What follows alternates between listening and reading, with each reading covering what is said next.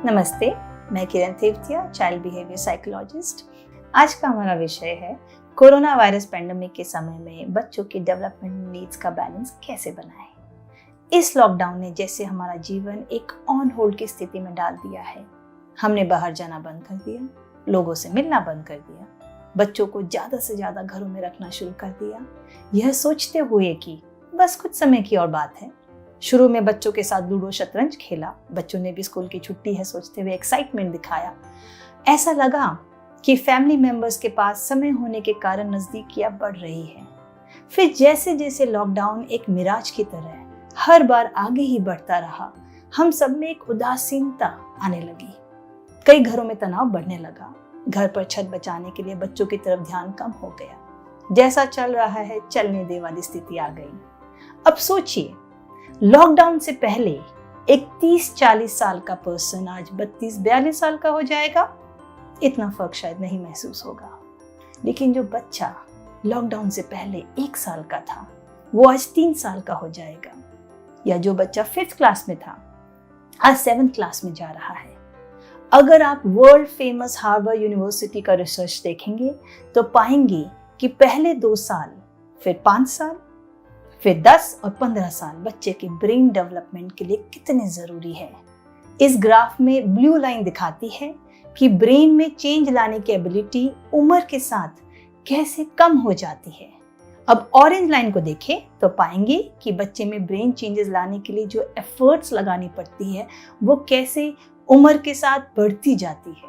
इसको ध्यान में रखते हुए हमें समझना चाहिए कि कई हैबिट्स सीखने की बच्चे की पर्टिकुलर उम्र होती है, और जब वो उम्र निकल जाती है तो बच्चे को बहुत ज्यादा मेहनत करनी पड़ती है।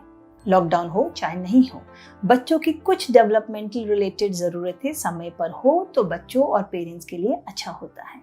जैसे अलग अलग तरह का घर का बना हुआ खाना खाना सीखना। 6 महीने से बच्चे को थोड़ा थोड़ा अलग अलग तरह का खाना खिलाना शुरू करना जरूरी है। नमक और चीनी बिना डाले खिलाए, मोबाइल दिखा कर खिला देना या जबरदस्ती करना, या 2 साल के बच्चे को हर चीज ग्राइंडर में पीस के खिला देना ठीक नहीं है। याद रखिए, कभी कभी सेम चीज बच्चे को 10 से 25 बार 2 या 3 दिनों में ट्राई कराना पड़ता है ताकि बच्चा कंफर्टेबल हो जाए। हेल्दी फूड अपने आप से खाना सीखना बिना स्क्रीन टाइम की मदद के एक डेवलपमेंटल नीड है। 3 साल तक का बच्चा काफी वैरायटी का खाना खुद या थोड़ी सी बड़े की मदद लिए बिना टीवी या मोबाइल के खा सकता है। परिवार का कम से कम एक समय साथ बैठकर खाना खाना और अपने अपने दिन के बारे में गप्पे मारना खाने के समय को मजेदार बनाता है, बच्चों में खाना खाने की अच्छी आदतें डालता है और आपस में मेलजोल बढ़ाता है। दूसरा डेवलपमेंटल नीड है अपने आप को रात को शांत करके सुला पाना। बच्चा 4 महीने की उम्र से धीरे धीरे अपने आप को बिना बड़ों की ज्यादा मदद लिए सुलाने में काबिल है। उसके स्किल डेवलपमेंट में मदद करना जरूरी है। अगर 6-7 साल तक भी बच्चा माता पिता के साथ सोता है तो ये अच्छा टाइम है बच्चे को अलग सोना सिखाने का। इससे माता पिता को भी अपने रिश्ते स्ट्रॉन्ग रखने का मौका मिलता है, जो बच्चों के लिए बहुत अच्छा है। रात की नींद बच्चे के फिजिकल हेल्थ, इमोशनल हेल्थ और अटेंशन एंड फोकस में मदद करती है। एक 13 साल के बच्चे को भी रात को 9 घंटे की नींद की जरूरत है। फिर बच्चे की डेवलपमेंटल नीड है फिजिकल एक्सरसाइज। बच्चों को सही फिजिकल और मेंटल डेवलपमेंट के लिए कम से कम 60 मिनट की एक्सरसाइज रोज जरूरी है, चाहे बच्चा 6 साल का हो या 17 साल का। अगर आपके एरिया में लॉकडाउन है या आपको भीड़ में नहीं जाना है तो बच्चे को बाहर जाने के लिए कोई ऐसा समय सोचिए जब लोग कम हो। लिफ्ट ना यूज करें, जैसे सुबह 8 से 9 बजे या शाम को 5 से 6 बजे। बच्चे की चॉइस पे मत छोड़े कि आज जाने का मन नहीं कर रहा है, मजा नहीं आ रहा है। बड़े बच्चे अक्सर बाहर जाना छोड़कर मोबाइल पर गेम्स खेलना या यूट्यूब वीडियोस देखना पसंद कर सकते हैं। उस समय स्क्रीन के मनोरंजन पे रोक लगाए तो बच्चों के लिए बहुत अच्छा होगा। फिर आता है उम्र के हिसाब से अनस्ट्रक्चर्ड एक्टिविटीज में बच्चों को शामिल होना।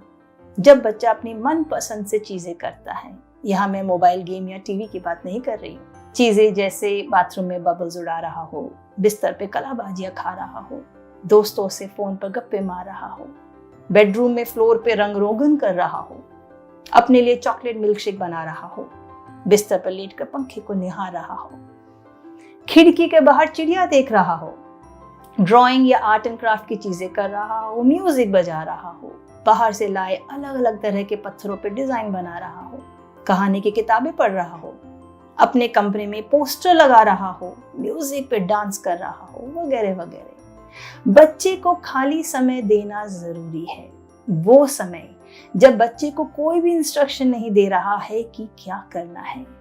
बच्चे को जब लगता है कि अब मेरे पास कुछ भी नहीं करने को है, मैं बोर हो रहा हूँ, कंटाल गया हूँ, बच्चे को पता है अभी मोबाइल और गेम खेलने, टीवी देखने या बाहर जाने का समय नहीं हुआ है, तब बच्चा अपनी क्रिएटिविटी उजागर करता है। माता पिता को यह नहीं सोचना चाहिए कि बच्चे को हमेशा बिजी रखना उनकी ड्यूटी है। माता पिता की ड्यूटी है कि बड़े लेवल पे कुछ रूल्स बना के रखें। उन रूल्स का पालन करते हुए कैसे समय को यूज करना है, बच्चे को खुद सीखना है। अब सोशलाइजिंग की बात करेंगे। परिवार के मेंबर्स या दोस्तों के साथ सोशलाइज करना भी बच्चे के लिए जरूरी है।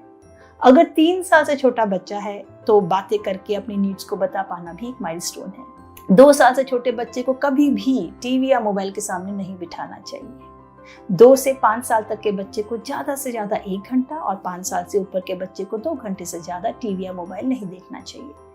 जितना समय वो स्क्रीन के सामने होंगे उतना समय ना तो मोटर स्किल्स पे काम कर रहे होंगे, ना ही कोई सेंसरी इनपुट उनको मिल रही होगी।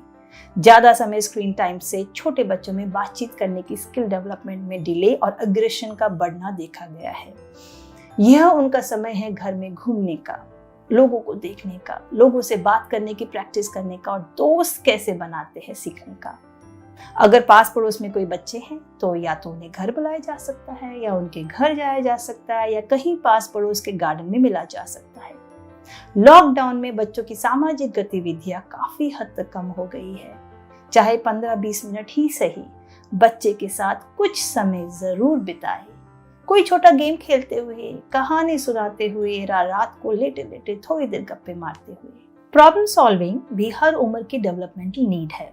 प्रॉब्लम्स जैसे स्कूल प्रोजेक्ट के लिए चार्ट, कापी, किताब, पेपर चाहिए तो समय पे बाजार जाकर ले पाना, नहीं तो लेट प्रोजेक्ट होने पर टीचर को फेस कर पाना। अगर टीचर बच्चे के हाथ खड़ा करने पर भी जवाब नहीं सुन रहा है तो डिसअपॉइंटमेंट को कैसे हैंडल करना है। तो इन सब प्रॉब्लम्स को सॉल्व करने से बच्चे में डिसीजन मेकिंग और फ्रस्ट्रेशन टॉलरेट करने की क्षमता पैदा होती है। भाई बहनों के झगड़ों को कैसे सॉल्व करना है, उम्र के हिसाब से अपनी चीजों को ऑर्गेनाइज करना सीखना, अपनी किताबें काम होने के बाद समेट पाना, अपने कपड़े अलमारी में रख पाना, भूख लगने पर खाना गर्म करके खा पाना, माता पिता नहीं हो तो अपने लिए कुछ छोटा मोटा बना पाना भी उम्र के हिसाब से बच्चे को करने की एक्सपेक्टेशन रखनी चाहिए। फिर अपना ही काम क्यों, घर का मेंबर होने के नाते कामों में हाथ बटाना। अलग अलग तरह के घर के काम बच्चों को दिए जा सकते हैं, जैसे बर्तन धोना, साइकिल में हवा भरना, कचरा घर से बाहर रखना, घर के जाले निकालना, पौधों में पानी देना, बाजार से जाकर सब्जी भाजी लाना। इससे एक तो बच्चे को पुस्तकों में पढ़ी हुई चीजों को प्रैक्टिकल जिंदगी में अप्लाई करने का मौका मिलता है और बच्चा रिस्पॉन्सिबिलिटी भी सीखता है। बच्चे का सेल्फ कॉन्फिडेंस बढ़ता है और इंडिपेंडेंट होने की क्षमता भी बढ़ती है। ऐसा काम करने से बच्चे को रोजमर्रा में नई नई प्रॉब्लम सॉल्व करने का मौका मिलता है। मैं आशा करती हूँ कि ये टिप्स चाहे पेंडेमिक हो चाहे नहीं हो, आपको अपने बच्चों के डेवलपमेंट को सपोर्ट करने में मदद करेगी। धन्यवाद।